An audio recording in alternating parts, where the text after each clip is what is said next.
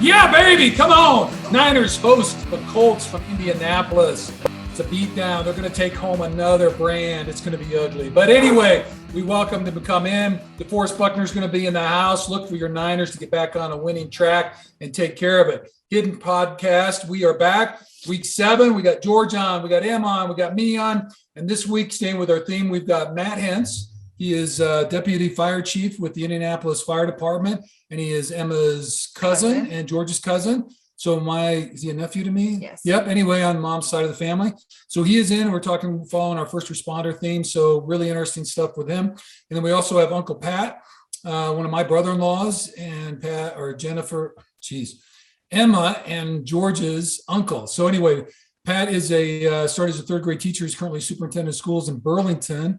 But 21 years in the Iowa National Guard, a couple tours, and a full 12 or 13 months in Afghanistan. He tells some of those stories. So honoring our military service, we're very grateful for those stories and very excited about that. Don't miss the fashion preview. So some pretty cool stuff with that. We're excited to have you guys around. Stay tuned. It's going to be terrific. Woo! Woo! Woo! Hey! 4, 3, 2, 1.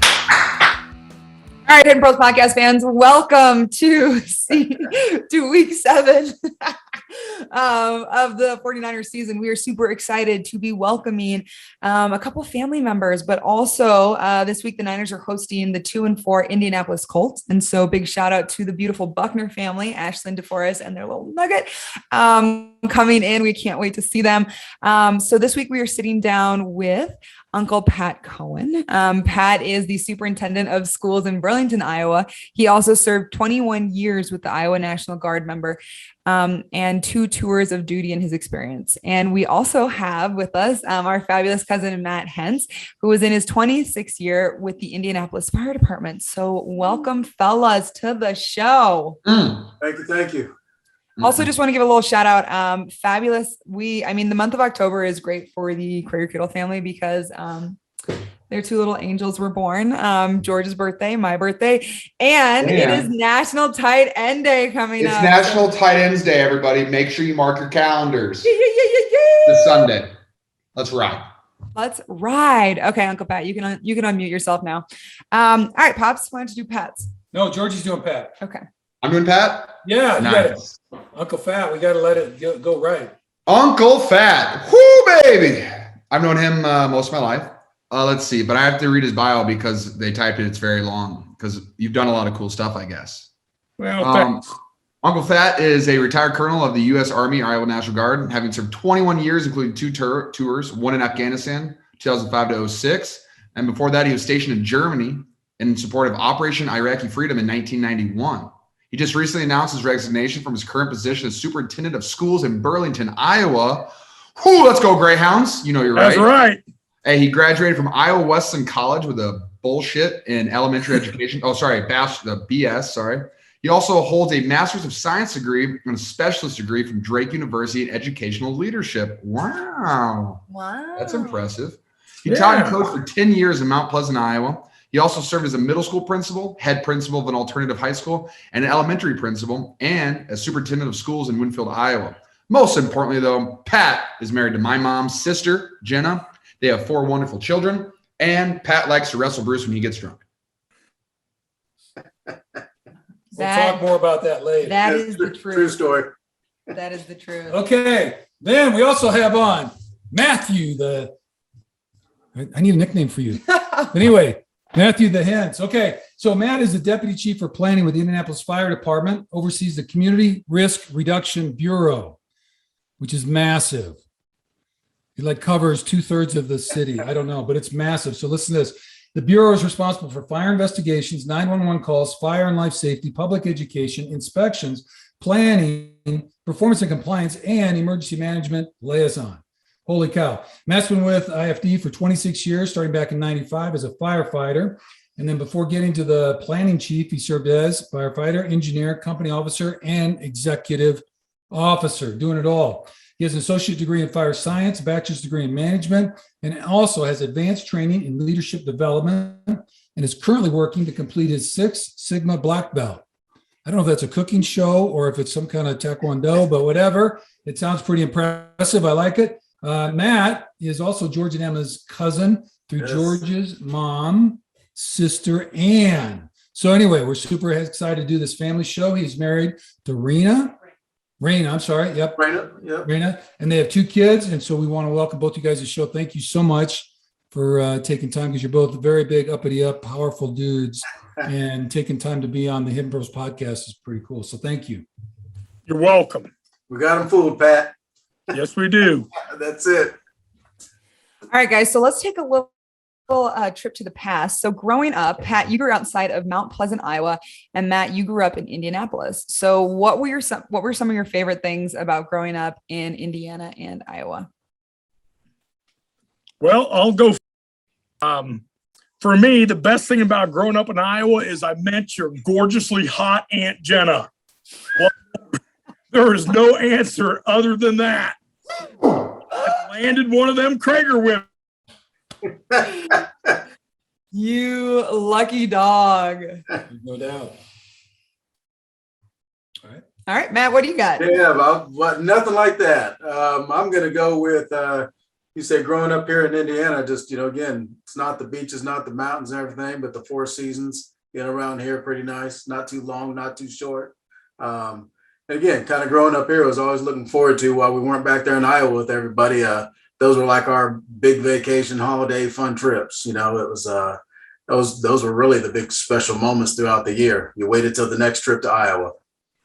Why don't we take a little, George? How would you explain Camp Krager? Camp Krager. Ooh. Well, I mean, growing up, let's see, it started off as, just a big reunion. I don't know. I think we've talked about it multiple times. The Krager family there's 10 daughters. Wow. Just incredible. So many of them. They've all just branched into all these different trees and all these different branches and sticks of all these different family members. So many kids, grandkids, cousins, everywhere. And we'd always come together. What was it? No, late October, early November. Halloweenish. Yeah, late October. Yep, Halloweenish. And we would bring everyone together and just have a big old family reunion with all of us just in the same. We'd have a massive cabin that could sleep like 80 to 100 people. Every family got their own room. Super fun. And we'd have a wiffle ball tournament. Ooh, swinging. Have a lot of fun out there. Good times out in the woods. Overall, I'd say Camp Krager is really where you developed your competitive edge. Yeah, I got beaten down a pulp a lot. I was one of the youngest cousins. All the cousins that I hung out with were at least 1 to 4 years older than me, including my cousin Sam, who used to beat the crap out of me. Thanks, Sam. Awesome. But yeah, that was growing up in the Kragers. I was definitely one of the small weak links, and I had to try to become not a weak link, which I think I did well of. Absolutely. We overcame. And now there are 130 Kragers. Sheesh. 130. Cool. Yeah, from Bub and Eugene. Mm-hmm. Firing it out. So Pat, you have siblings, brothers, and Matt, you as well got a crew. So tell us just how many you got, and who's the toughest of that group of siblings in your families? Pat, I'll jump in there on this one here. I have an older brother and 2 sisters, one older, one younger. I'd have to say, since our older sister was the oldest, she was probably the toughest because she was the biggest one in charge. And again, things change down the road. But speaking of siblings, actually, about a year and a half ago, being adopted in the family, found my birth family. So now I actually extended my siblings to another brother and about 3 more sisters. Oh, wow. Wow. And ironically, one that graduated from high school with me. Is that right? Must be known. Well, that's great. Congratulations on that. That's big. Yeah. That's very cool. All right, Pat, what about you? Who's the toughest brother? Well, I would, Joe, Andy, Steve, and Jewel, 5 siblings. Beyond a question, Joe was the toughest sibling. As a young kid, he would hit you so hard that you didn't know what was going on. We had the little plastic football helmets from Sears and Roebuck, and that was a license for Joe to kick the crap out of us out in the yard, being older. But beyond a doubt, the toughest of all was my mom. Goldie would say, son, I'm going to rip your arm off and beat you with the bloody stump. That's how tough she was. And there was never a doubt in my mind that my We believed her. Oh, bless you. We lost Pat again. He's on that Iowa connection. It's an Iowa connection. So okay, Matt, did you say, wait, Matt, you graduated with your brother. Did you not know he was your brother until last year? No, not my brother. I actually have, well, you know Rick, of course, my brother, and then Katie and Shelly. Yes. Shelly being the oldest. But a couple of years ago, I found some birth family. Yeah. My brother was older. He's actually much older than me. But there was the youngest sister, half sister, who was 2 years behind me at the same high school. And you didn't know that at the time though? No. Do you remember her in high school? Barely, because I was a senior at the time. She was transferring as a sophomore, and we kind of found out just a couple of years ago and trying putting all the pieces together. So as far as like your own family branches, what is one of the best things about being in family with Lucky Krager as a matriarch and having 9 sister-in-laws, 9 aunts, and then a whole host of family? Got you there? Yep, I'm here. Go ahead. I'll let you lead on that. All right, thanks. I would have to say the best thing about being involved and connected to the Krager family is just the pure love and acceptance that they display. They'll welcome anybody into their home, and they're accepting. I go back to a story. A guy ran out of gas one day outside the farm, and Lou Jean said, "Hey, here's the keys to my husband's truck. Just take his truck and go get some gas." So Bub comes in from the fields being a farmer, and he goes, "Hey, where's my truck?" Gene goes, "I gave it to somebody." "Who?" "I don't know. Some random guy. Let him take your truck."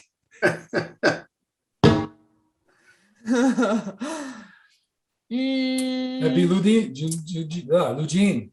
All right, Matt, you better roll. Yeah, I'd have to say very similar to what Uncle Pat just said. I mean, that the patience, having kids of my own and knowing that's not an easy task. Every so often you kind of think back to, wow, it's tough with one child, two children or whatever. And you go back and just, we all grew up, different phases here, but just the compassion and love she had for everybody, and it just didn't waver. So, I think that's the big takeaway for me is if no matter how hard we have it, you just think back to what was going on. If they could do it, that was a good example for us. So I'd have to agree. And Pat, I think my mom might have followed Lucky's pathway, because one day mom gave dad's vehicle to the neighbors because they didn't have one and we had two. So Georgie, what do you got? What do you think about grandma? One of my favorite things about Grandma Lou Jean is this: whenever you're on the farm where they all grew up, the days last forever. I just remember being there as a kid, and the days just don't end. Like, you'll wake up at whatever, it's 6 a.m., 7 a.m., and it feels like it's 7 to 10 a.m. takes the whole day. And then the afternoon is a whole nother, it's like 3 days per day. You just do so much out there. Time stands still. Sometimes most of the time it's a great thing. Sometimes you're like, wow, how's it only 1 o'clock? Like, what are we doing here? But no, that was one of my favorite things growing up as a kid. We just have all the cousins out there. We'd play wiffle ball for what felt like 3 days in a row, and it'd just be a blast. So that was one of my favorite things growing up. Good times on the farm. Good times on the farm. Okay, so Pat and Bruce, as being kind of the wiser, older gentlemen of the bunch. Wise old farts. The wise old farts. What was it like for you when the three of us started coming along, or when the young cousins started coming out? Well, for me, it was awesome. Our kids had a network of friends that they would be together, and it was always safe. If I dropped the kids off with an aunt or an uncle, I knew they were good. I would take kids into our house for extended periods of time. We were good. It was just one large family network. And again, it was there was never a question of the kid being raised the right way. being cared for and being loved and being nurtured. Just never which one of the Krager aunts or uncles had our kids. I remember Jen and I going to Ireland, and we just farmed the kids out to different sisters. We're gone for about a week and a half, came back, everything's good. And even if it wasn't, they told us it was. Yeah, no sense of that. The one thing I really appreciate about it was because the time span with the sisters' age groups, and even with Bub and Eugene's friends, when I first started dating your mom, it was like the circle of life was all presented. You know what I mean? So there were, like Ann and Larry, right? They had the whole spectrum, and so you could kind of see, younger kids who are already getting married and or the different levels and all that, and then we had it all the way down to little baby infants, and then we eventually took that place in there. Right. But if you're kind of paying attention, you could kind of see all the different stages, and almost every 3 or 4 year bundle was kind of handled. There was the junior high stage, elementary stage, high school stage, college stage. And so like the more I got around that, especially around the holidays, you could kind of look around and see like, that's what that's going to be like. A little, some of the things they were dealing with. And there was so much kind of education going on if you were just had your eyes open and kind of paying attention. And so I thought that part was really cool because it was just such a huge spectrum of things and kind of gave you a sense about what was coming a little bit. So everybody was unique in that way. So, okay. Wait, I want to add something. And I think in just our family, I feel like there's such an appreciation for the land and being kind of just embracing this wild side. And even if that was all of our reunions were just outside in a field. And anytime that we could be outside or just run around and be outside or be on the farm or kind of get into gardening or help grandma or do anything, it was just so much about being outside. And I think because of that, it's given us all such an appreciation for big open spaces and coming home and for that beautiful black Iowa dirt, right? Gumbo, that's what they call it. Stuck together. Okay. All right. Good. Very nicely done. All right. Matthew, let's turn to you for just a couple of minutes. All right. All right. So we read your bio, and I'd invite you, if you thought there's anything we missed in there, to go ahead and fill it in. But I guess what I wanted to start with, so 26 years ago, you decided to enlist. Do they call it enlistment? Is that the deal? Or, you apply for a job and you become a recruit first. Yeah. A candidate and then a recruit if you get accepted. Yeah. So something drew you to the fire department. So why'd you end up joining up? And then apparently it's worked out pretty good. And so you spent 26 years doing it, kind of a lot of different things. So why'd you join and why have you been around for so long? Yeah, probably say that coming out of high school, I actually I wanted to continue playing sports. Didn't grow too tall, too big. So that got cut short a little bit and didn't want to go to a smaller college and play and decided to stay home. So I stayed in a community college close to home, one without a sports team and all that. And still enjoyed, working out, being part of a team, being part of an organization, et cetera. But it was one day when I was working out, came across a firefighter and was kind of talking to him. I knew college was okay for me. I was doing all right as a student, but that passion wasn't there. And then when I kind of learned a little bit about the fire department, I found that, almost that something bigger than you challenge, that team member challenge, kind of felt that, filled that desire, that passion. Part of it was almost two-sided. You had to challenge yourself. When I went through, there was roughly, these are rough numbers, 2,500 to 3,000 individuals, and they're looking to hire 30. So there's a competitive edge even to get in the door.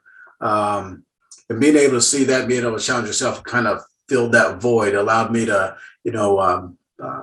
not, I don't want to say just sit in college. I enjoyed college, but I wanted something different that, change every day, that, you didn't have an office. The world was your office. Your community was your office.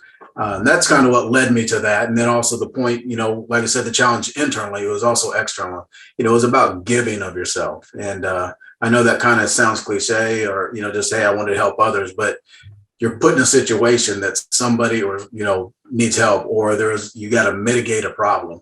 And it's you're challenged with solve the problem. You're not going home, solve the problem, and you become, it becomes bigger than yourself. And that's what really guided me into it. And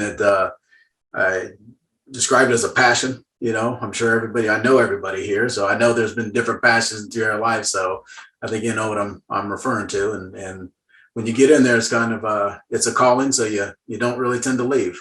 For an example, our being vetted for us is 20 years. I think Pat in the military is 20 year full, right? Yeah. For us, 20 years is actually, when you're finally vetted, and then you kind of move on from there. So it's a commitment.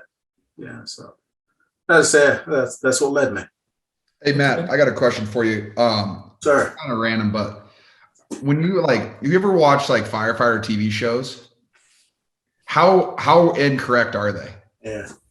Are they brutal? Enough that my family won't watch it to me because they're tired of me saying that's not right. That's not true. They wouldn't do that. They would have called it. Yeah. So they won't even watch it around me. I love it. I've always wondered that, because the whole thing's just drama, and there's coming up with the craziest things. It is. You got to appreciate it for what it is. But, as we said, if you really, saw it from our eyes, you'd have a dark screen because you wouldn't be able to see. Right. So it doesn't make for good TV. No, it doesn't. All right. Well, cool. Thank you. Yeah. I have a very vivid memory of visiting you in Indianapolis one time and climbing up the ladder. And from that moment on, the only thing I wanted to be was a firefighter. I remember. Didn't play out, but waiting on you. Would love to climb the ladder again if that's an opportunity. Absolutely. Well, okay, so man, so you stuck around, the calling, the passion, all those things are really good. Maybe can you share with us just a little bit of glimpses about some of the challenges that you faced, over the years, within the fire department? Because it's, Indianapolis is a big city. There's a lot going on. Yeah. And so just kind of like, what are some of the things in either you personal to you and or, just what the grind that, firefighters, they're there going to responding or whatever like that. What are some of the challenges that folks face? Yeah, I would say some of the bigger challenges, probably the work-life balance is one. It's, when we're in suppression, so you have to think along the lines of suppression is what you would think of everyday firefighters, meaning running up and down the street in the fire trucks, versus the admin side, which is a true 8 to 5, but you're always on call, right? So it's tough because no matter what, the way we worked, it was 1 day on, 24 hours on, and 48 hours off. So no matter what happens in those 24 hours, if you're on, you're on. If it's a wedding, a birthday, now if you have vacation or trade time, that, yes, there's exceptions, but, you miss a lot of firsts, or you miss a lot of key moments in life. So there's a challenge there. And I look from the personal side first, right? From another lens, it's when you get called, you're dealing with, sometimes you're dealing with other people's worst day. Right. So, we think about fires, but, there's what the fire department does, that we're involved in not only fires, but EMS. So you think along medics. So you're thinking anything medical. We're in the line of special operations. So dive, ropes, hazardous material, confined space, high angle ropes, et cetera. So there's a lot of other elements that go into what we do to serve the community, and, having to be able to do your job, but then the next morning or when you get off, it's basically, hey, everybody expects you to, basically go back home and function the next day. So there's many times, firefighters are up 3, 4 in the morning, maybe on a working fire or something like that. And, by 8 o'clock, I'm, one of the chaperones at the kids, school lunch or the, trip to the zoo. You got to separate that. You can't bring that home. So I'd say those are the challenges. Those are some of the, I would say, more of the serious challenges. The other ones are just the, the internal push. Thinking through again, even George right there with, football, just that constant grind moving forward. You don't get any younger and the calls don't change. So, that push and just keeping yourself ready can be a challenge. So. Matt, could you because I have no idea. So when you first applied when you became a recruiter 26 years ago, what was sorry, try not to do a pun here, but what was the ladder that you climbed? What was the positions that you went through to get to where you are today? Oh, okay. So rank structure and everything. Yeah. How does that? Yeah, okay. So yeah, when you come on, of course, you go through academy, you recruit 26 weeks. Then you get out to the companies, you become what's called a substitute firefighter, meaning you don't have a regular spot. You're filling in wherever needed, but you're on a regular shift. Once you go regular, you're in as what's called a firefighter rank, private rank. From there are multiple things you do. You can stay at the rank, your whole career. You might go in to do a job, which might be an engineer driving. But the next actual rank that you would test against your peers for would be lieutenant. So you go private, lieutenant, captain, chief. Within there's a few other appointed ranks like division chief, deputy chief, assistant, and then of course the chief of fire. So that's the staggering ladders. But again, no matter what rank you're at, there's so many other things you can get involved in, whether it's arson investigator, engineer, tech rescue, etc. So How old were you when you first became a recruit? 24. So at 21, I started applying. We were kind of on a hiring freeze. And when they opened up pretty much back when I was 24, that's when I got in. So pretty young. 21 is minimum age, 36 is max as far as being able to be hired. So one of my best friends from high school in Norman, Oklahoma, he has been a firefighter since I think there is 21. So he got in when he was 21 and he's been doing it since. So for the last 6 years, he's a Norman firefighter. Yes. He sends me, I have a couple of Norman firefighter t-shirts that I rock every once in a while. I got to send one out to you then from here. Bring it. I can't wait. Absolutely. I love it. Absolutely. Well, Matt, thank you for that. How about, is there one or two kind of career, I don't know, bright spots? I mean, it could be, but maybe a success story or just something that felt really rewarding to you within the context of that career. I mean, doesn't have to be anything super glitzy and just, something that, wow, I'm really glad I'm doing what I'm doing. Yeah. I think you see that throughout your career, really, and it comes in and shows in many different ways. If you want to talk about or looking as we were just talking about rank structure or the desire to move up up in rank, the day I reached the highest, merit rank of chief, that was just a special day when you're up there. And I asked my dad to, put the badge on my chest. That was kind of a cool moment between the two of us and just that, hey, we did it. I'd say, the other part is just there's been different moments when you were able to, without getting too deep on the story or anything, but when you were able to maybe be the difference of a person's life, that's a pretty powerful moment. So I'd say, different runs, and I say runs, meaning incidents, call types, etc. Just that moment when you could truly see that you just made a difference, or there's been times when, I don't know, I'm just going to say a year later or 6 months later, whenever you're back out in the community and somebody recognizes you from the help you gave, that's a pretty powerful moment. It's a pretty powerful moment because sometimes you don't know what the outcome is. You know what you've done at that moment, but you don't know the true outcome of the situation. And to see that story that just pulled through was a success story is pretty powerful. Keeps you going.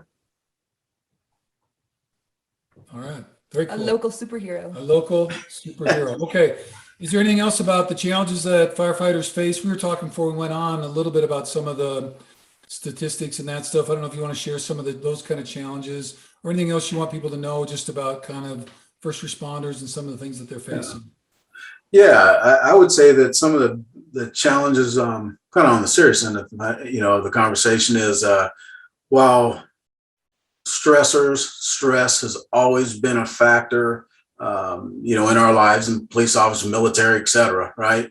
One of the things that we're starting to see a lot of and surpassing even say cardiac issues or heart issues is suicide and also cancer. We did not know some of the dangers of the products that we were dealing with. When I say products, the off-gassing of smoke and when we get into our cars, our homes, anything that's built anymore is not natural. So those gases that come on there's a ton of carcinogenics in there.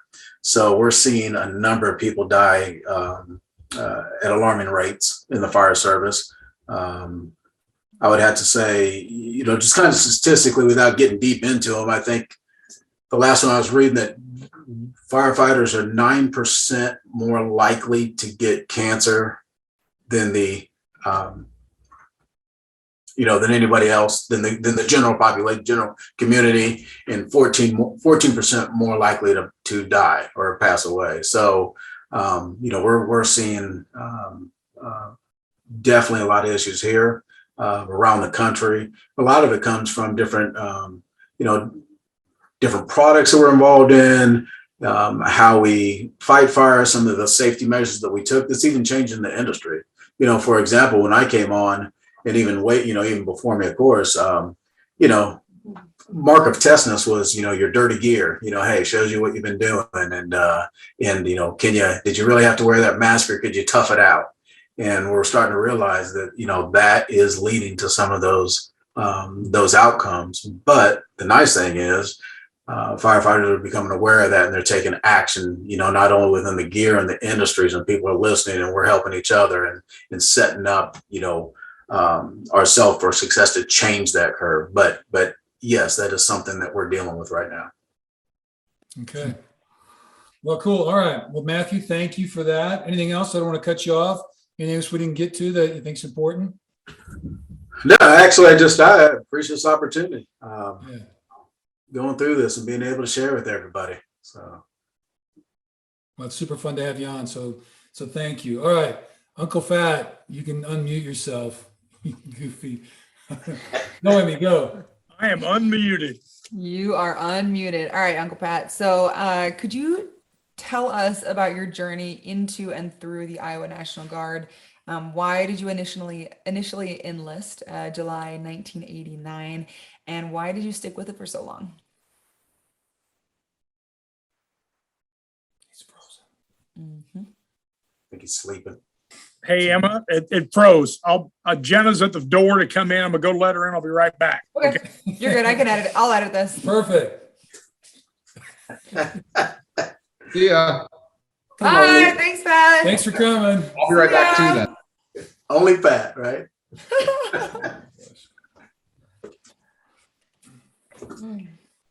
I better hydrate so I don't cramp.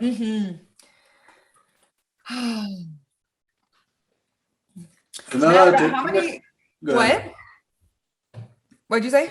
I was going to say, I need to reach out to you. I'm trying to kind of incorporate yoga and a couple other things into moving forward. So kind of set up a little room in the house and kind of looking for ideas and thoughts and where to start. So I got you. Are you offering yoga at the different, where the guys stay? Not there. Actually, yes, we actually, through our health and wellness center, we actually have started, we sent 2 of our trainers to become instructors. One even teaches down at one of the local places called City Yoga. So we've started to implement, we have a peer leadership, team, which is basically firefighters don't trust others usually when we need the help. So we've developed and brought in a peer leadership team, which, firefighters are able to talk to others, not as a clinician, but able to say, hey, here's where, it's kind of like the first responder. Here's the professional help you need to go to. So that's really coming through. And yoga was a huge part of that. There is somebody called, it's called First Responder Yoga. Is Olivia somebody. She's out of Iowa. So she came. Yeah, I've heard of her. Okay. Yeah. She came and talked to us and IMPD and kind of helped with a few things. So it's been a big deal. That's awesome. And mindfulness and meditation. Yeah, well, that's part of that too. It's a hard sell. Sometimes ego gets in the way of a lot, and I would have to say, kind of that misunderstanding, the myth behind what it truly is. I don't understand that. And then when you really understand, is really taking that moment for yourself and clearing yourself and releasing to allow you to perform better. It's I think it's the package and the messaging that really has to break through. So, yeah. But I have a bunch of stuff that's already been filmed for our NFL guys, so I can just send you kind of whatever and then do whatever you want with it. Another thing, even thinking about like firefighters and like, just your lungs and what you guys are exposed to. There's a lot of different breath practices that are like for cleansing and detoxifying your lungs. Right. So maybe I could film something and kind of preface it about like it's for like cleansing out your lungs and kind of like releasing any other toxins that you might just be like not hanging on to. Maybe we could infiltrate the mindfulness sphere with that. I'll absolutely share it. Absolutely. Okay. Absolutely, I will. So, Guys, I have somebody already we have in Pat mind. Coen on the damn show. Oh yeah. Are you Okay. kidding? Pat, That's Come on. is Jenna in the room now? Yes. Here she Get over here, Jenna. Hi. Hey, Jenna. Jenna's Yeah. on. There we go. Hey, Hey, Jen. hey, guys, did I not say the best thing about living in Iowa was the Yes. wife? Jenna, we're all about No, you didn't say that. you. Look at our Smoking- family party. Smoking hot, I think he said. Bored you out of my will. I'll take your spot, Jenna. I'll take your I'm spot. sorry. Emma. Oh. Thanks, Jenna. I'm All right. Let's get, are you doing this one? Pat. Oh, you did that. Yeah. Okay. So Pat, you can just kind of roll with this, but take us through your journey with the Iowa National Guard. Why did you initially enlist, and then why did you stick with it for so long? Go. Well, I initially enlisted. I was fortunate. I was having school mostly paid for through wrestling. My oldest brother had joined, the next brother had joined, and even my youngest brother had joined. I had not. I was a misguided young man. I was living life 200 miles an hour. And my dad told me I could not come home. He said, "You're not welcome to come home to the farm for the summer. You're out of control. You either join the National Guard or find somewhere else to live." So he went from fighting with my oldest brother not to join, to go to college, do this, to telling me to join because I needed to grow up. So that's kind of how I got in. And then when I got in, I just flourished because they wanted loud. They wanted somebody that could go for days without sleep, could be very vociferous, very driven. And they just kept rewarding me for doing everything that public education told me not to do. Sit down, be quiet, do your work, be inconspicuous. There they were like, "Man, you are loud. You get after it. You can go for days without sleep," and they rest a little bit and do it again. They just kept promoting me, give me more money. There you go. Just for being you. Yeah, That's good. absolutely. Okay. So then, of course, I enlisted, and I had college. I had a very high test score.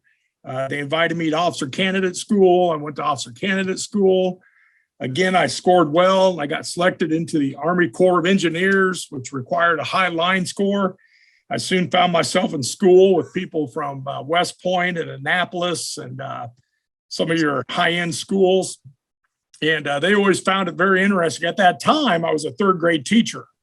So you're dealing with all these airborne rangers and people from these high-end schools. And they're like, "Are you really a third grade teacher?" I'm like, "I'm the toughest damn third grade teacher in this room." Of course, I was the only third grade teacher in the room, but I could hang. Yeah, you can. Okay. And so then what year did you and Jenna get married? Jen and I got married in 1988. Ooh, so right before. Oh yeah, right before. And dated off and on, mostly on, some off for about 5 years before that. And, she was sowing her wild oats, so to speak. And Oh, totally. you Totally. just got to get that worked out of your system sometimes. Exactly. Yeah, oh, yeah. All right. So you Pat, found and- marital bliss. And can we just tell the proposal story just for Oh, yeah. I am up in Jenna's dorm room at the University of Iowa, and we're kind of talking. And my friends would always tease me because if she called, I'd drop everything I was doing and go run into wherever she was or whatever was going on. She was usually between guys when she'd call me. And For sure. Lonely for the weekend. hey, dude, I told you early on she's hot. Anyway, I go down to her dorm room. We're kind of laying there and we're talking. And she goes, "Hey, why don't we just get married?" And I'm like, "Huh? What?" So, yeah, she asked me. And of course, I accepted. She pulled a ring out of her pocket, slid it on my finger, and Did not.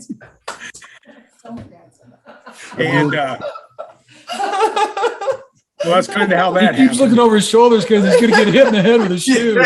Well, I'm telling the truth, though. Sometimes the truth hurts, and she knows it. Oh, here she comes.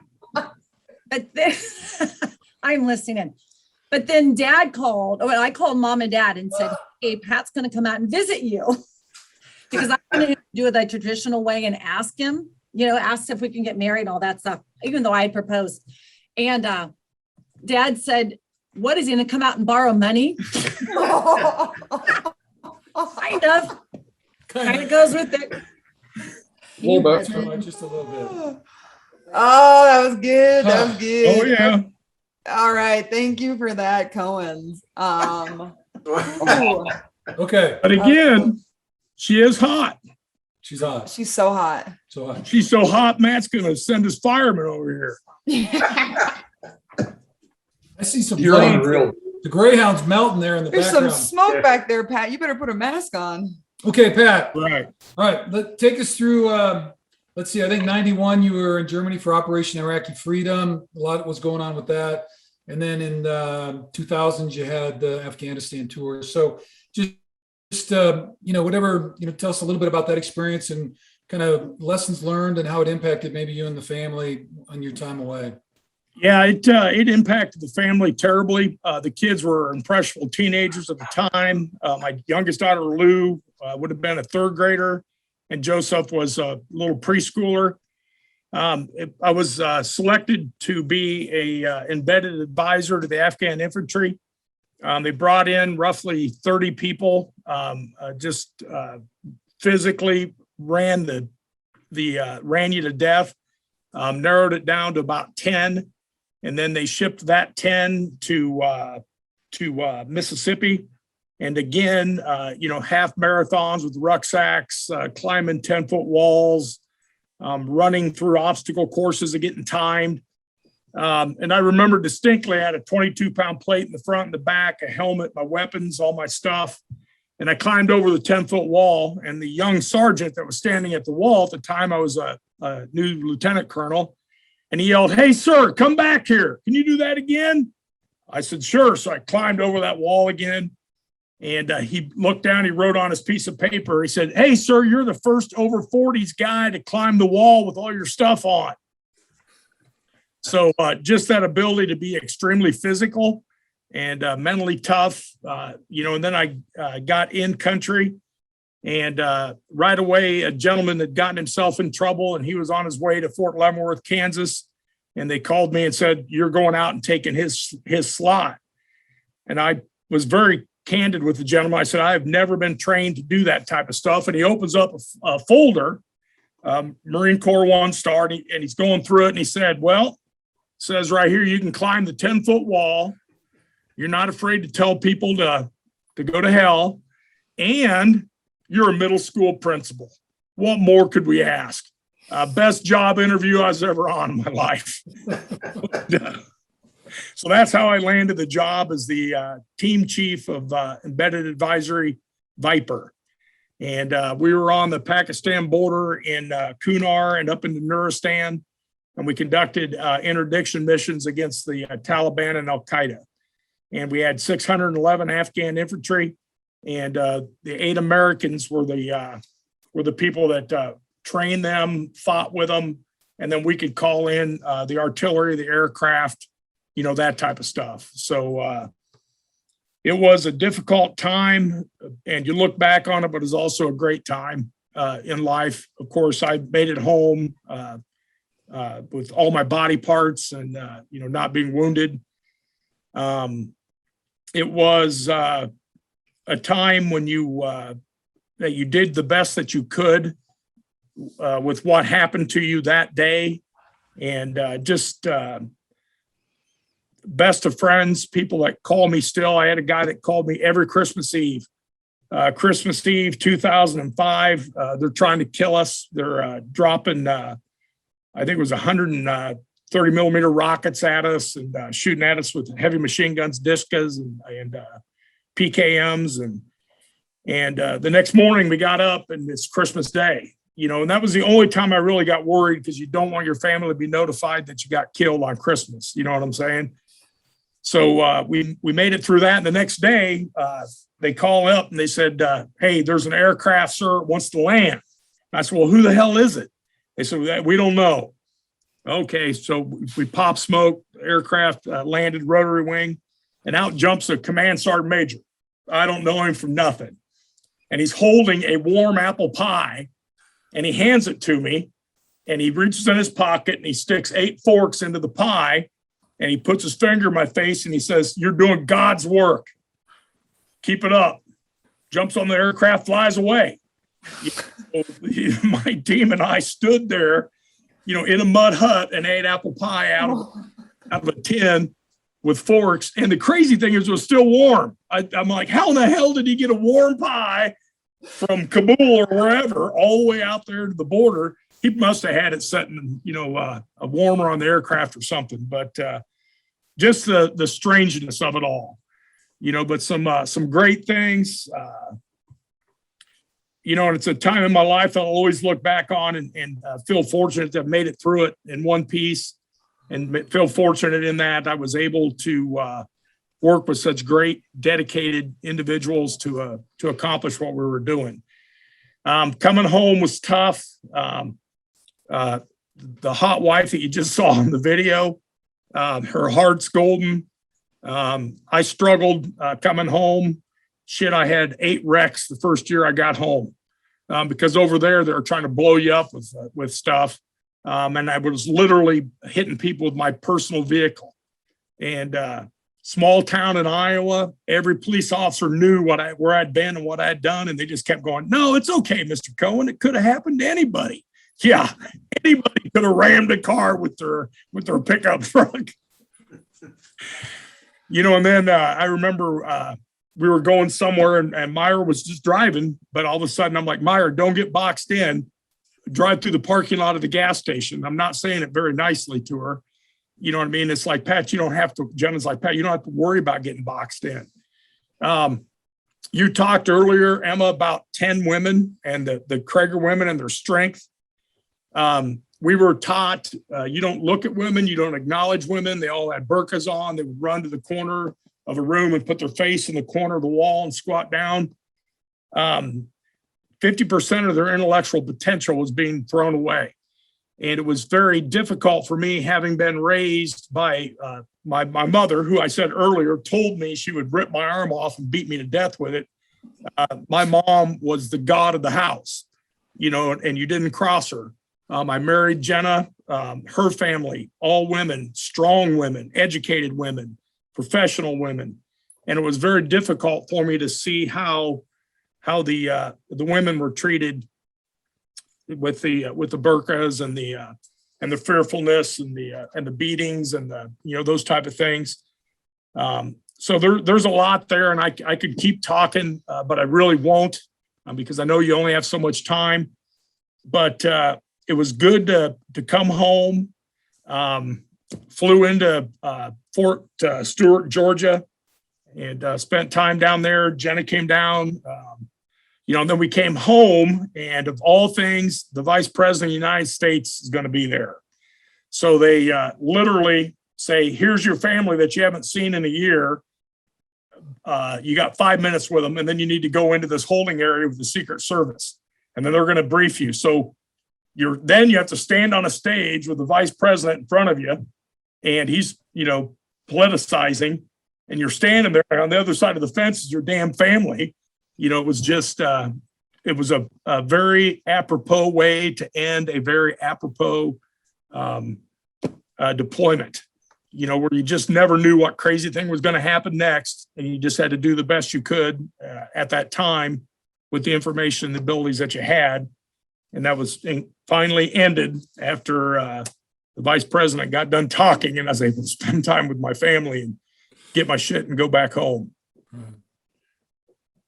I remember being very little and being there. Yeah.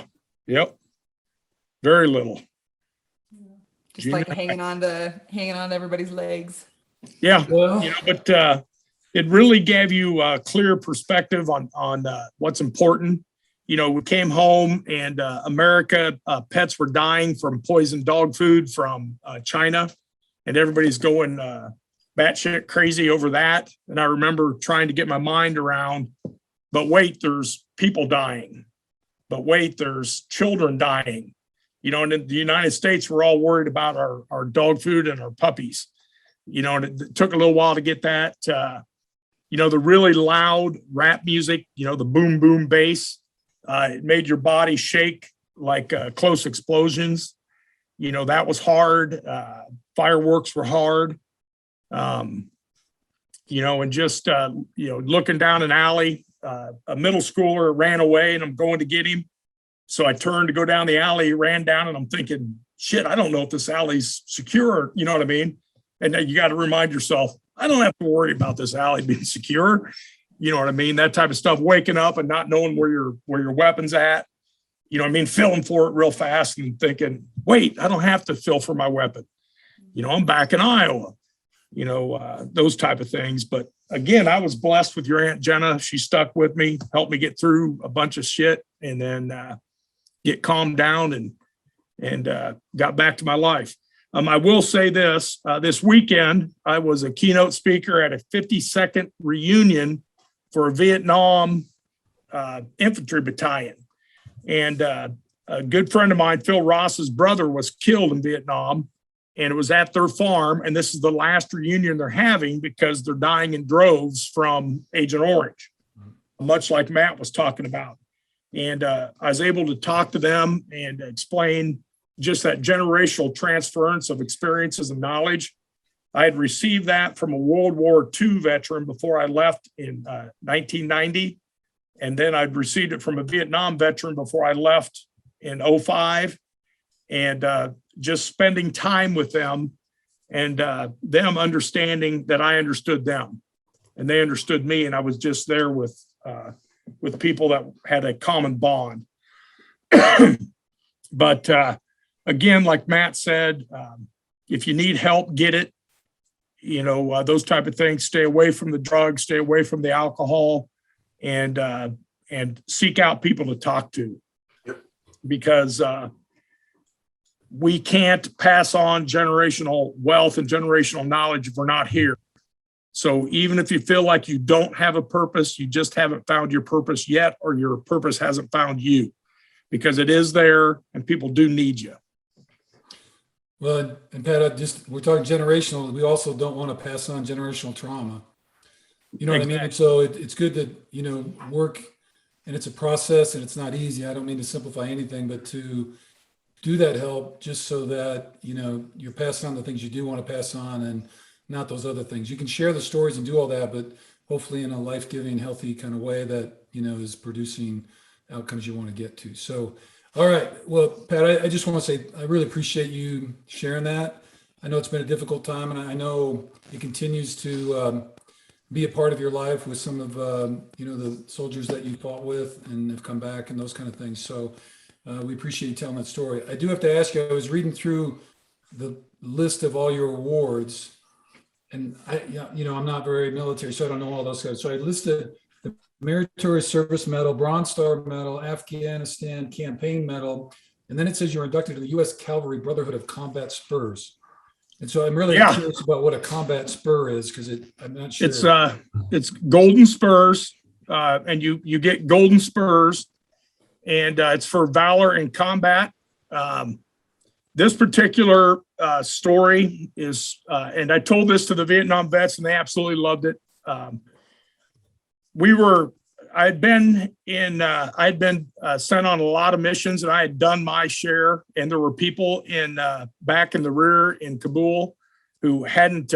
They ate hot food every night, took a shower every night, worked out in the gym, and were just as qualified as I was in my sight. And I thought I'd carried my load. And they called me and they said, "You're going into this opium valley, and it's 100% guaranteed that troops in combat." So I'm like, "You're guaranteeing me they're going to try to kill me?" The guy said, "Yeah, maybe every day." And so I get pissed off, and I'm like, "Look, I'm like a month and a half from going home. And I'm pointing at people in the room. And I'm saying, I know that guy hasn't done anything. That guy hasn't done anything. So they clear the room out, and it's just me and the commander. And he looks at me, he says, Coen, you're the man for the job, whether you like it or not. So shut your ass up and not, stop what you were doing. There were some adjectives thrown in there, obviously. And then we got the battle brief. Then I had to go back and tell my team, hey, we're going back in, and here's where we're going, and here's what we're facing. And they asked me to pray over them, which I did. And then Master Sergeant Longfield said, now, sir, you done praying? I said, yep. He said, now here's your best shot at staying alive and not getting your limbs blown off. Do your fucking job and do it well. And do it to the best of your ability. Every inch of your job. And he tells me those things. So anyway, we go out there, and it is a shit show. They're laying it to us. We're buying wheelbarrow fulls of plastic mines from China. I mean, we're not getting out of there unless we're airlifted out. There was just so much stuff. And in flies, and I was trying to quit chewing as well. And that was a bad time to try to quit chewing. A helicopter comes in, and they kick a bag off, and whoop, fly away. And Sergeant Major Rodriguez comes over, and he hands me a paper sack. I look in it, and there's like 10 packs of Red Man. Damn it, Rodriguez, I'm trying to quit. And he goes, sir, the men would like you to quit later. So anyway, the Spurs story, because now I'm talking in circles. The Spurs story, we're out there, and we're in that valley, and it's on. And I have a guy he's called a LRP, a long range recon, airborne ranger type guy that jumps out at high altitudes and floats down. And then he calls in, information for people that are coming in. And he had an Afghani platoon he was training to do recon. Well, he had on spurs. A helicopter comes in and out gets a full colonel from, I believe, 10th Mountain. And he doesn't have a speck of dirt on him, and he smells like potpourri. The rest of us have been out there for like 40 days. We smell like goats. Our clothes are rotting off of us, and this son of a bitch shows up smelling like potpourri. And he gets out, and he looks over at this LRP, and he has on his spurs. And he goes, Colonel, that man's out of uniform. And I said, yes, sir, he is. And he goes, well, aren't you going to make him take those spurs off? And I said, sir, if he takes those spurs off, I'm going to shove them up your ass sideways. And generally, a lieutenant colonel doesn't talk like that to a full colonel. No. And Rodriguez grabbed me, and whoever this guy, Sergeant Major, was, grabbed him. And Rodriguez walked me off, and he walked his Sergeant Major off. And about a minute later, the guy comes back over to me, and he goes, hey, sorry, we got off on the wrong foot. Do you have plenty of ammunition? Do your soldiers have clean water? Do you have the medical support you need? And he started asking me the questions he should have been asking me in the first place, not talking to me about some guy having spurs on. So, yeah, I was inducted into the United States Cavalry Hall of Fame and issued combat spurs. And I was in combat, and we were exchanging rounds with people, but it had more to do with me telling somebody I was going to stick them up their ass than it had with me leading a charge up a hill. So that's the story. That's a good story. That's man. a good story, Pat. Oh, yeah. So they tell me I would get preferential treatment at any base that's a cavalry base. I haven't tried it yet. Show up. Right. Hey, you're that guy that told 10th Mountain you're going to stick spurs up their ass. That's right. That's me. That's me. So yeah, I do have combat spurs. I have the formal thing. I had to sit down. They took the sword out. They knighted me. I had to drink out of the grog bowl. There was a lot of history there. That's pretty cool. Nice. All right. Well, Pat, appreciate it. This probably should be a two-parter with your stories, so we might have to come back. Hey, again, I just want to say I'm welcome to come back because there's more. I know it. Well, we might. You'll probably be a fan favorite. We'll probably get a lot of requests. This will put it over the deal. George kept calling me Uncle Fat. And years ago, no, George, in all fairness, all my nephews and nieces call me Uncle Fat. But we need to let the listeners know it's PHAT fat. Bradley Carlson, your cousin that held the Big Ten home run record, he said fat is cool, PHAT fat. And from that day on, I've been Uncle Fat. And, there's plenty of Uncle Fat stories about wisdom, some of the stuff that you're looking for on your podcast here. But I think I've probably used up enough of my time.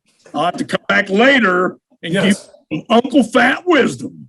Uncle Fat. We'll have a moment with Uncle Fat. Okay. So we better jump to the fashion preview.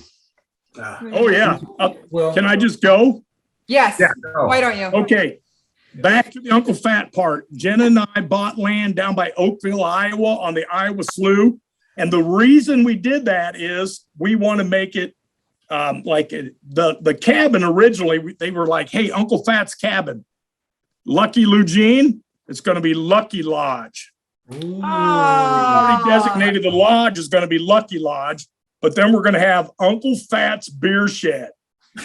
And it's going to be a destination. The land was decimated by a flood. We've brought oak seeds from all over Iowa and the Midwest. We've replanted. We have oak trees growing back. We're building nature back, and it's going to be a place where the Kragers and all their descendants can come. Eventually, I'd like to be able to hold Camp Krager there. Have RV hookups. I only have 4 of them now. A nice cabin, bathrooms, air conditioning, and of course, the beer shed. The beer shed, and I can't go into detail because I don't want anybody to jump me on this idea because it's going to be big. Okay. Could you tell us a little bit about how you're decorating the outside? Like what you're doing? I can. I have been collecting beer cans from across the world now for probably 5 years, and we're flattening them. We're making them flat, cutting off the top and the bottom so we can bring them through the airports and everything. And we're going to do a Cape Cod shingle on the whole outside with beer cans. And a lot of them are signed, beer cans from the Super Bowl, beer cans from all over the world. People sign them. And so it's going to be that. Now, for listeners that are artsy people, Luke Underwood is Barb Krager's son. He does very high-end mosaics. He's going to do a mosaic with beer of your Aunt Jenna, the hot ever from Iowa. And she isn't up to having herself more immortalized with beer cans. So I'm going to have him make Jenna and then just claim it's Barb. Oh, I think it'll work. Wait, is this like how big is this piece of art going to be? Like life size? Well, I wanted it to be, if you were deer hunting down there and we're like at 150 yards away, I want you to be able to look over and go, damn, that's Jenna Krager. I'm a lucky Good size. woman. Lucky Is it 150 woman. away? Oh God. Yeah. okay. Wow. I can't hold a candle to these stories. Don't feel bad, man. Nobody can. Yeah. Well, Okay. Matt, the Uncle George, Fat- let's get the fashion preview. Actually, So anyway, the reason I did that, I was going to wear a flannel to designate rekindling nature and building up this forest and this lake. Oh, love that. Matt, you got any fashion for us? I wish I did. I actually had a couple of things, but didn't quite get the approval here. But if you're talking about on sports, Sports Sunday, I call it. We watch on other days. Actually, I have a Kittle jersey coming, so that'll be part of my repertoire. But other than that, that's the only one I'd wear. Love that. And maybe a Buckner jersey. Absolutely. You have our blessing to wear a Buckner jersey. Okay, all right. But yep, Kittle first. You can always get the throwback Dallas Clark jersey too. That always works. There it is. Yeah, got some Iowa ties. Or Bob All right, Sanders. George. Can't go wrong either way. Is that Sanders? Yeah.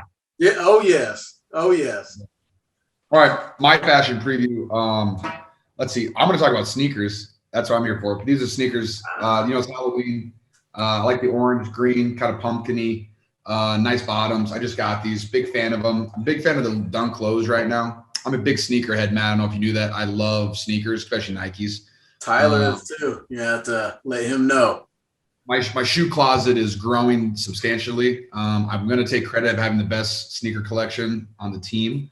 Granted, I don't collect like all the really fancy shoes. But when it comes to Nikes, I dominate that in my opinion.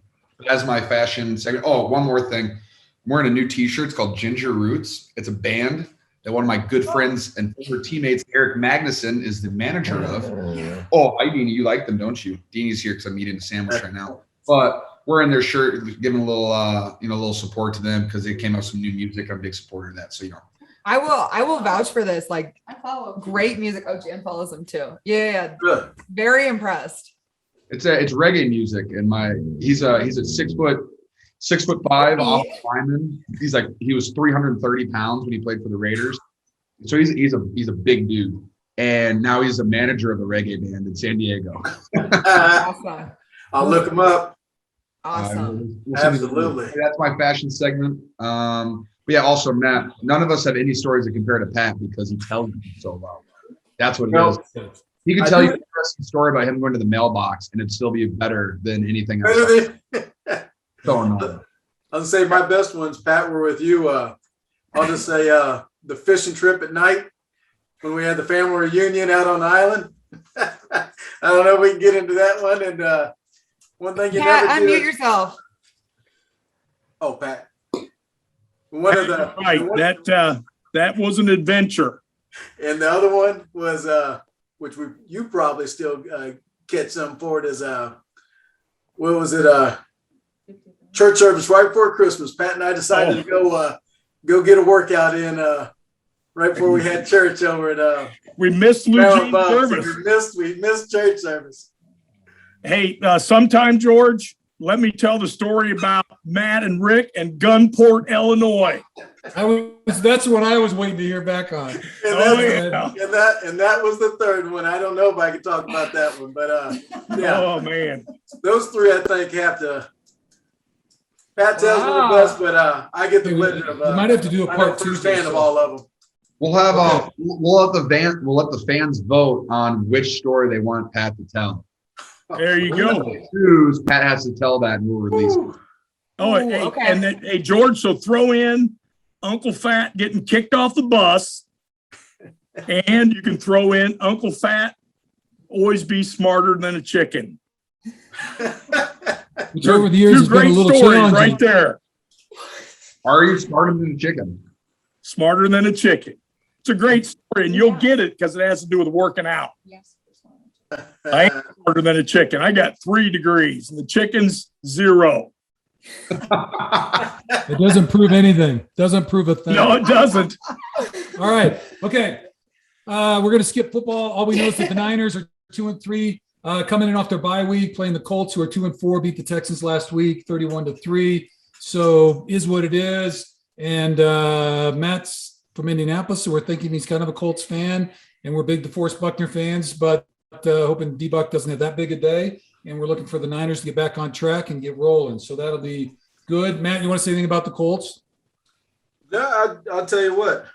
Big Colts fan. Want to see him win. But I've always said, from around friends that always ask when they know George plays out there in San Fran, I said I'll take Colts win any day. But if I could see them win the Super Bowl at George, it's George all day long.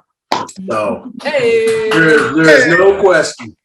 There's that loyalty. All right. So pretty cool. All right.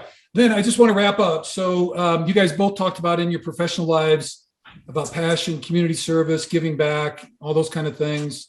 And so just, kind of growing up, we can talk a little bit. I don't want to do too much, but is there an organization, because part of this is that we do a donation. And so is there an organization that you're particularly fond of? That you've engaged with that, kind of trips your trigger and a way to give back and that kind of stuff. So if there's something out there that you guys are participating in, tell us a little bit about the role of community service, giving back in your life, and maybe an organization that you're particularly fond of. Yeah, I'm ready on that one.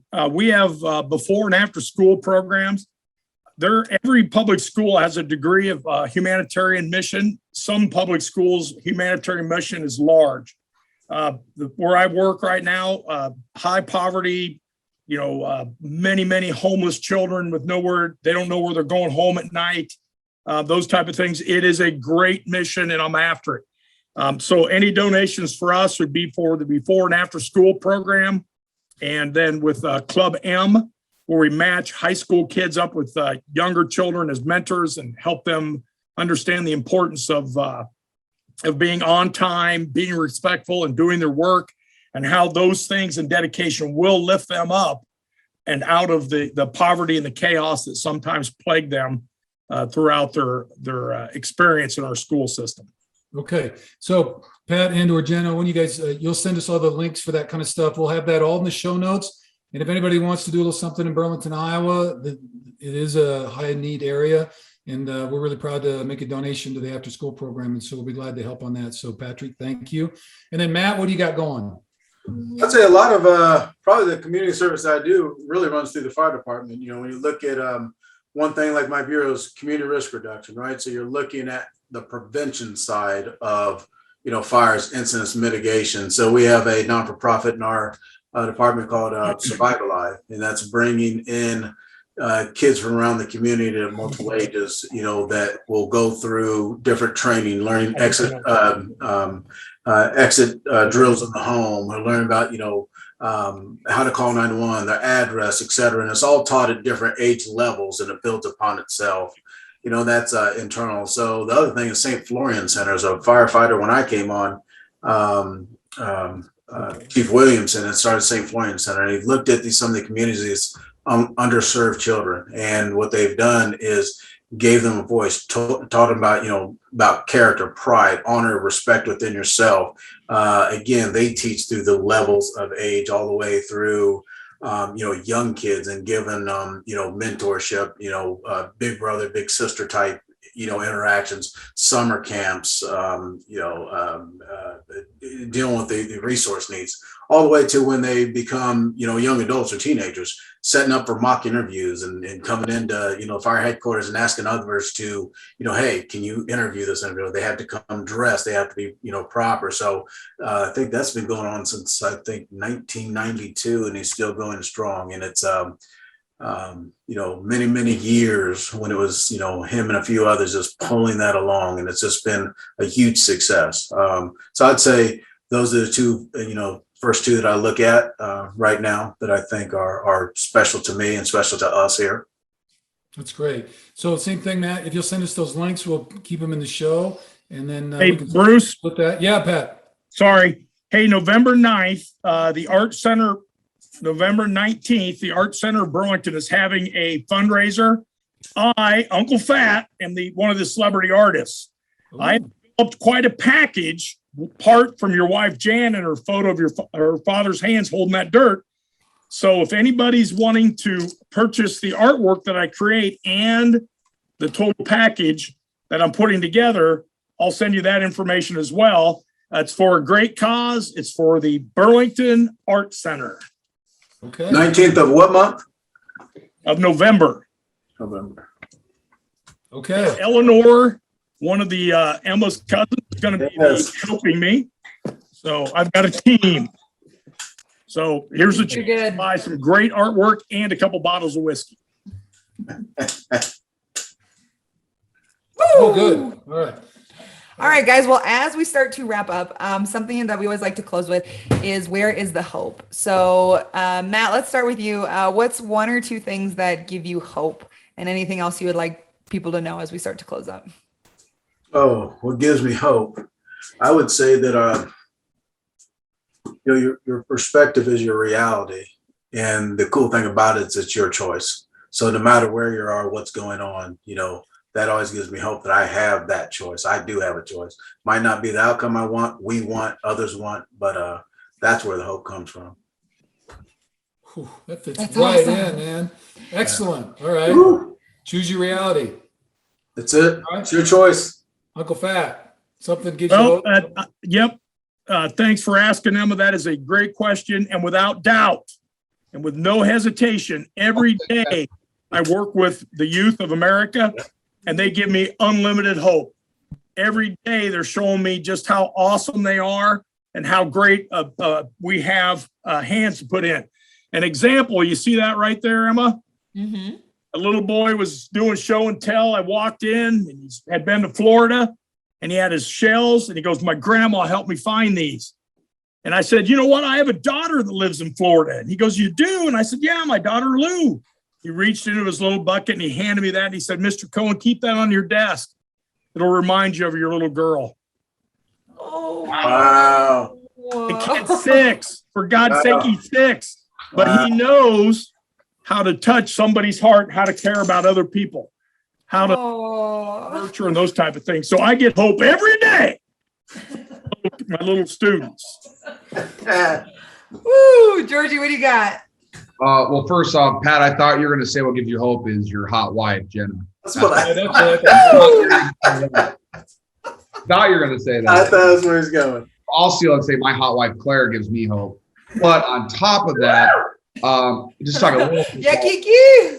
Talk a little football. This is a very important week because it is the #1 holiday in the entire nation, specifically the world. It's National Tight End Day this Sunday. Let me see the shirt, Bruce. It's National Tight End Day. Tight ends all over the league are going to be scoring touchdowns, securing those wins for your fantasy football team. Show some support. Wear your tight ends. Don't care who it is, be your starter, your second string, your third string. Support all those tight ends. You can throw a fullback in there once or twice. I gave Juice the approval of this game, but just support the tight ends, have some fun, drink a couple beers, Bud Light specifically, and really fun to watch some good football. So Colts. Ross Dwelly's mic'd up. It's going to be a good one. Nice. All right, Ross. Cool. Hey, George, one of my students, her name is Lacey Miller, is the HR director for Budweiser in St. Louis. No way. Oh, yeah. From little old Wayland, Iowa. Woo! I love that.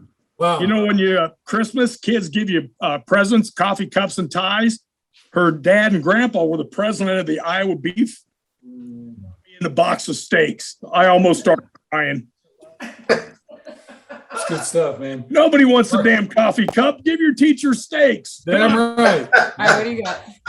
As far as hope, just guys, I think people that are super passionate about their job and want to give of themselves to others and to make the world a better place and are willing to take risks in order to do that. And also in the face of all that, are willing to stand up and be leaders with their peers and colleagues, which is not always easy, and you take fire for it, and it's not perfect and all that kind of stuff. So I have a lot of admiration for you guys. I'm really grateful for both of you in our lives and for you guys taking time to share your stories today. And honestly, that gives me a lot of hope because, as kind of twisted as some of the things feel, I still believe deeply that we are much more alike than we are different. And that we are one common family, one common humanity. And the more that we can recognize that, it really, what everybody wants to do is go home and have a safe place to sleep, have enough food on the table, and be able to take care of their kids and their family. And so I think as long as we're all working toward trying to make that a reality for everybody, I have a lot of hope. And I'm glad to know that all of you are out there trying to make a difference in your way as well. So thank you. Good. All right. So I want to go. Oh, well, so you're just kind of nodding. You're like, telling me to get us out of here. All right, go. Okay. Well, I just turned 31, so I'm like super wise and mature now. And with that wisdom, I've started to see how, as we get older, you kind of get to choose your family, and maybe it's by the friends and the people you associate with and through work and stuff. And I feel very lucky that I would always choose my family and choose all the people and choose especially this group right here, and just how kind of different our stories are. But I feel like we just are so steadfast in our love and acceptance and the kindness that we were all raised in. And I think we got really, really lucky. So anytime that we get to spread that message, and for these Krager women, we got some strong blood in us. So yeah, Jenna. If any of you out there need a little bit more hope, Jenna's in Burlington, Iowa. She is a smoke. And she'll be and at here's her older sister. Jenna, get in. Tell Claire to get in. Yeah. Claire Bear. Oh, where's Rain? Oh, Rain is not at the fire station. No. Oh well. Yep. All right. Well, Skin Pros Podcast, Week 7, 2021. We got Niners. Mom, get in it. Oh, get Okay. in, Jenna, get All right. No. You're in, Jenna, Jenna. good. We're taking a family selfie. Okay. Family selfie. There we go. Oh, good job, Diener. Good job, fam. All right. So we're signing off, guys. Thank you so much. Be All right. safe in everything See you ya. do, and we will talk soon. All right. Take care. Bye-bye. Hey, guys. Flat out.